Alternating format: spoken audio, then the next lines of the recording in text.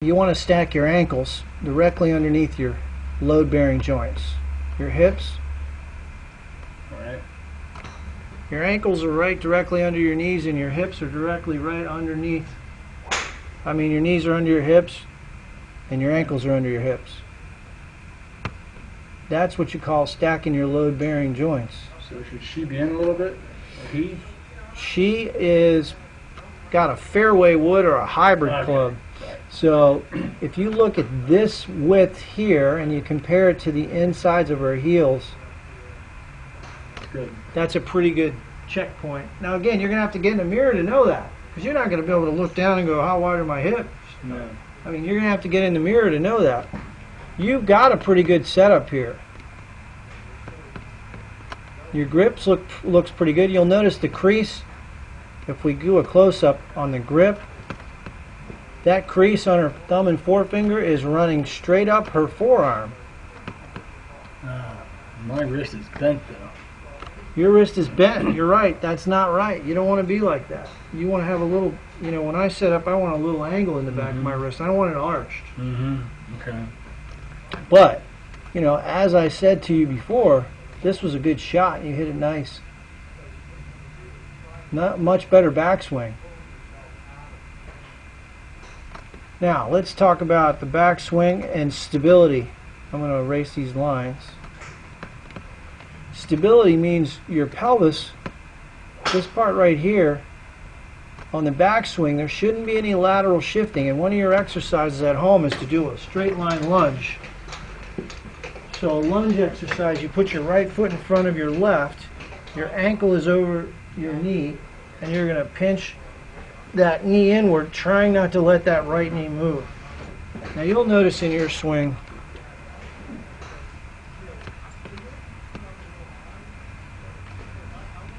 you get a little bit of lateral shift in your pelvis. See it? See how your hips go out of that box? Yep. That's a power leak. Now everything I'm saying to you is being recorded, so you'll be able to watch this. Okay. Now you'll see when she swings here, and any pro, I mean basically, you want to have stability in your pelvis and you want rotation. Oh, no movement. None. Wow. Look at that. I mean, except for the turning of the hips, but Right. wow, look at that. Yeah, so there's not a lot going on there.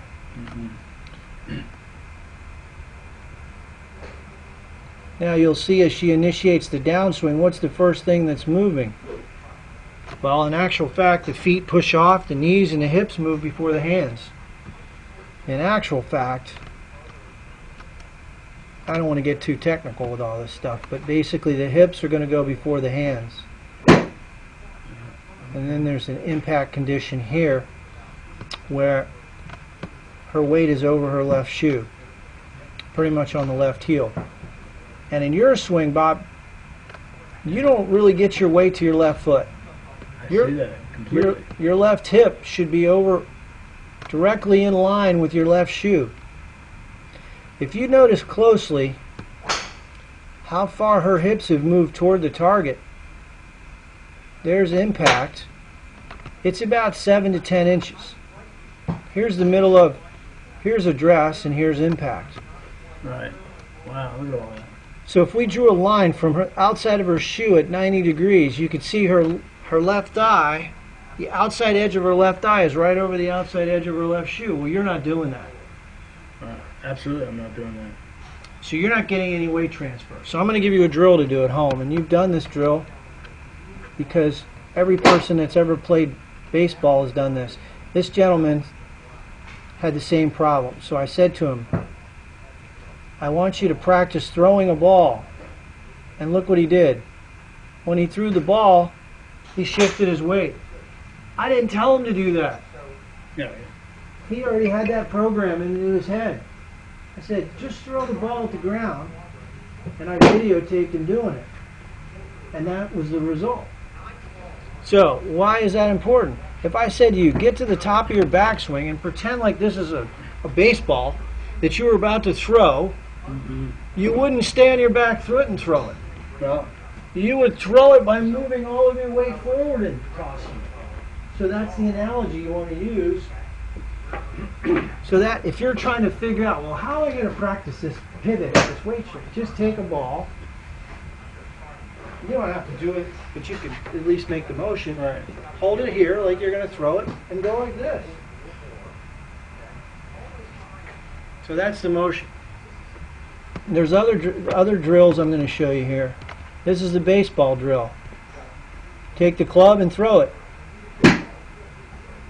Pretend like you're going to toss it right out there in the middle of that field. Right. Here's step and swing. Put your feet together, put the ball up here. Now you don't even have to hit a ball to do this. You can do this in your backyard. Swing back and step forward. And as you step forward, you're shifting onto your lead leg.